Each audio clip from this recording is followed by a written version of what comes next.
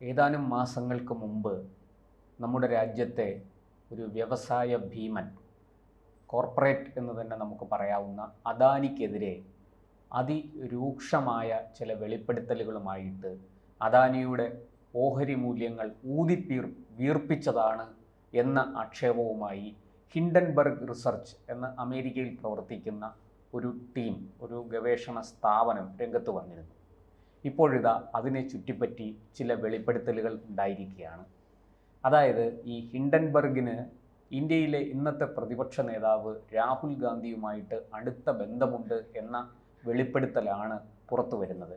ഇത് Sputnik India എന്ന് പറയുന്ന ഒരു വെബ്സൈറ്റ് ഉൾപ്പെടെ വിദേശത്തെ വിവിധ വെബ്സൈറ്റുകൾ, വാർത്താ ഏജൻസികൾ ഇക്കാര്യം ചർച്ച ചെയ്യുന്നുണ്ട്. ഇതിനെക്കുറിച്ച് ഇപ്പോൾ നമ്മുടെ രാജ്യത്തെ ചില ഓൺലൈൻ മാധ്യമങ്ങളും ഇത് സംബന്ധിച്ച വാർത്ത പുറത്തുവിടുന്നു.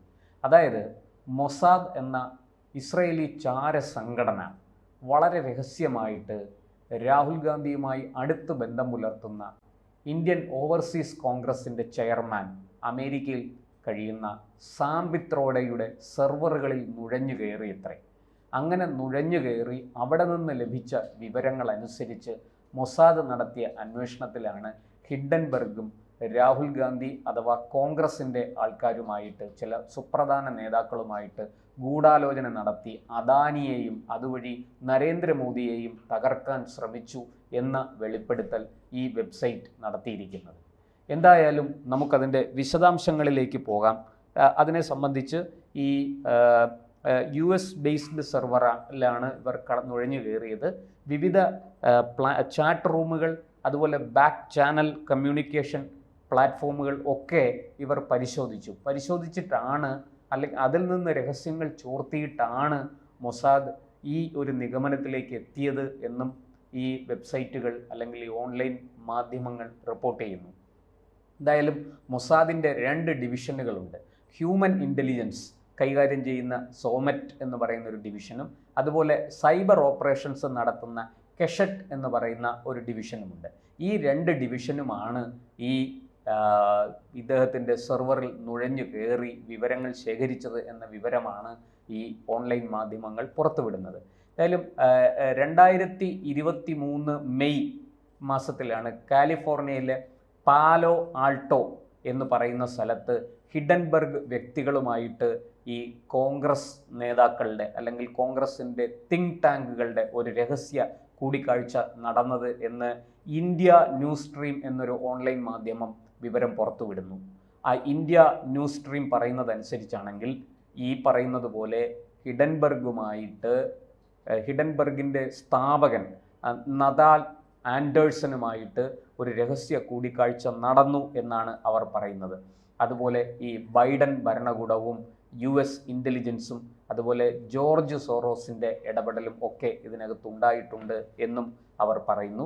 എന്തായാലും 353 പേജുള്ള ഒരു റിപ്പോർട്ടാണ് മൊസാദ് ഇത് സംബന്ധിച്ച് മൊസാദിനെ ഉദ്ധരിച്ചുകൊണ്ട് അല്ലെങ്കിൽ മൊസാദ് തയ്യാറാക്കിയത് എന്ന വിവരം ഈ ഓൺലൈൻ മാധ്യമങ്ങൾ, ഇന്ത്യ ന്യൂസ് സ്ട്രീം പോലെയുള്ള മാധ്യമങ്ങൾ പങ്കുവയ്ക്കുന്നു. എന്തായാലും USAID നമുക്കറിയാം, ഈ വെസ്റ്റേൺ മീഡിയയുമായിട്ട് ബന്ധമുള്ള OCCRP, അത് ഒരു ജോർജ് സോറോസിൻ്റെ അനുഗ്രഹാശിസ്സുകളോടുകൂടി പ്രവർത്തിക്കുന്ന ഒരു ഗ്രൂപ്പാണ്. അവരും ഈ USAID ഈ വികസ്വര രാഷ്ട്രങ്ങൾക്ക്, 3ാം ലോക രാഷ്ട്രങ്ങൾക്കൊക്കെ സഹായം ചെയ്യാൻ വേണ്ടിയിട്ട് അമേരിക്കൻ ഡീപ് സ്റ്റേറ്റിൻ്റെ സഹായത്തോടുകൂടി പ്രവർത്തിക്കുന്ന മറ്റൊരു ഏജൻസിയാണ് USAID. അതിന് ഫണ്ട് കൊടുക്കുന്നത് അമേരിക്കൻ ഗവൺമെൻറ്റാണ്. അപ്പോൾ അവരെല്ലാവരും ഇതുമായിട്ട് ബന്ധപ്പെട്ടിരിക്കുന്നു. ഈ പറയുന്ന നമ്മുടെ നദാൻ ആൻഡേഴ്സണുമായിട്ടും അവർക്ക് ബന്ധമുണ്ട് എന്ന വിവരമാണ് മൊസാദിൻ്റെ ഈ 353 പേജുള്ള റിപ്പോർട്ടിൽ ഉൾപ്പെട്ടിട്ടുള്ളത് അല്ലെങ്കിൽ ഉൾപ്പെടുത്തിയിരിക്കുന്നത് എന്ന വിവരമാണ് ഇന്ത്യ ന്യൂസ് സ്ട്രീം പങ്കുവയ്ക്കുന്നത്. അതുപോലെ തന്നെ ഈ സംഭവങ്ങളൊക്കെ ഉണ്ടായ ഉടൻ തന്നെ, അതായത് ഇത്തരം ചില വെളിപ്പെടുത്തലുകൾ വന്ന ഉടനെ ഈ ഹിൻഡൻബർഗ് എന്ന് പറയുന്ന ഗവേഷണ സ്ഥാപനം അദാനി ഗ്രൂപ്പിനെതിരായിട്ട് ചില വെളിപ്പെടുത്തലുകൾ നടത്തിയ ആ സമയത്ത് തന്നെ US department of justice and securities and exchange commission എന്ന് പറയുന്ന ആ ഒരു ലീഗൽ പ്രൊസീജിയർ കൈകാര്യം ചെയ്യേണ്ട ഒരു നമ്മുടെ കോടതിയൊക്കെ പോലെയുള്ള ഒരു ജുഡീഷ്യൽ സംവിധാനമാണ്. അവർ അദാനിക്കെതിരെ നടപടി ആരംഭിച്ചു. അന്ന് അദാനിയുടെ ഈ ഓഹരികൾ മൂല്യം കൂട്ടിക്കാണിച്ച് പെരുപ്പിച്ച് കാണിച്ച് ചില ഷെൽ കമ്പനികൾ ഉപയോഗിച്ച് ചില ഗൂഢതന്ത്രങ്ങളൊക്കെ പയറ്റി എന്നൊക്കെ പറഞ്ഞാണ് ആരോപണം വന്നത്. അതിന്മേൽ നിയമ നടപടികൾ ആരംഭിച്ചു. എന്നാൽ ആ സമയത്ത് തന്നെ അദാനിയുടെ ലീഗൽ ടീം ഈ ആഗോള നിയമ ഭീമൻ എന്ന് തന്നെ പറയാവുന്ന ക്വിൻ ഇമാനുവൽ വഴി ഒരു 7 പേജുള്ള ലീഗൽ വാർണിംഗ് നോട്ടീസ് ഹിൻഡൻബർഗ് റിസർച്ചിന് അയച്ചു. ഇത്തരം വ്യാജ ആരോപണങ്ങളിൽ നിന്ന് പിന്മാറിയില്ലെങ്കിൽ നിയമ നടപടിയുമായിട്ട് ഞങ്ങൾ മുന്നോട്ട് പോകും എന്നുള്ളതായിരുന്നു ആ ലീഗൽ നോട്ടീസ്, ആ വാർണിംഗ് നോട്ടീസിൻ്റെ ഉള്ളടക്കം. പക്ഷേ ജാനുവരി 2025 എല്ലാവരെയും അത്ഭുതപ്പെടുത്തിക്കൊണ്ട് ട്രംപ് അധികാരമേൽക്കുന്നതിനോട് അടുത്ത് തന്നെ ഈ ഹിൻഡൻബർഗ് അടച്ചുപൂട്ടിക്കൊണ്ട് നഥാൻ ആൻഡേഴ്സൺ വളരെ നാടകീയമായിട്ട് രംഗത്ത് വന്നു. എന്തായാലും ഇത്രയും സംഭവങ്ങൾ കൃത്യമായിട്ടും ഈ മൊസാദിൻ്റെ കണ്ടെത്തൽ ശരിവയ്ക്കുന്നു എന്ന് സൂചിപ്പിക്കുന്നതാണ്. ഈ നഥാൻ ആൻഡേഴ്സൻ്റെ പിൻവാങ്ങലും അദാനിക്കെതിരായി നടത്തിയ നീക്കങ്ങളൊക്കെ അവസാനിപ്പിച്ച് അവർ ഞങ്ങളുടെ ഗവേഷണ സ്ഥാപനം പൂട്ടുന്നു എന്ന് പറഞ്ഞ് രംഗത്ത് വന്നത്. വളരെ നേരത്തെ തന്നെ ഈ നഥാൻ ആൻഡേഴ്സനെതിരെ വളരെ ശക്തമായ ആരോപണങ്ങൾ ഉയർന്നിരുന്നു. ജോർജ് സോറോസിൻ്റെ ഫണ്ട് ഉപയോഗിച്ചാണ് ഇവർ പ്രവർത്തിക്കുന്നത്, ജോർജ് സോറോസിന് വേണ്ടിയിട്ടാണ് ഇവർ പ്രവർത്തിക്കുന്നത്, ഈ ഗവേഷണ സ്ഥാപനം നിലകൊള്ളുന്നത് എന്നൊക്കെയുള്ള ആക്ഷേപം വന്നിരുന്നു. എന്തായാലും ഇപ്പോൾ ഈ മൊസാദിൻ്റെ കണ്ടെത്തൽ ഇത്തരത്തിലുള്ള ഓൺലൈൻ മാധ്യമങ്ങൾ ഉദ്ധരിക്കുന്നത് വളരെ ഞെട്ടിക്കുന്നതാണ്. കൃത്യമായിട്ടും ഇന്ത്യയിലെ പ്രതിപക്ഷ നേതാവിന് എന്തിനാണ് ഒരു ഇന്ത്യൻ കമ്പനിയോട് ഇത്രയും വിരോധം? ഒരു ഇന്ത്യൻ മൾട്ടിനാഷണൽ കമ്പനി, ഒരു കോർപ്പറേറ്റ് ഭീമൻ എന്ന് തന്നെ പറയാം അദാനി. ആയിരക്കണക്കിന് ആൾക്കാർ അദ്ദേഹത്തിന് കീഴിൽ ആ കമ്പനിയിൽ ജോലി ചെയ്യുന്നുണ്ട്.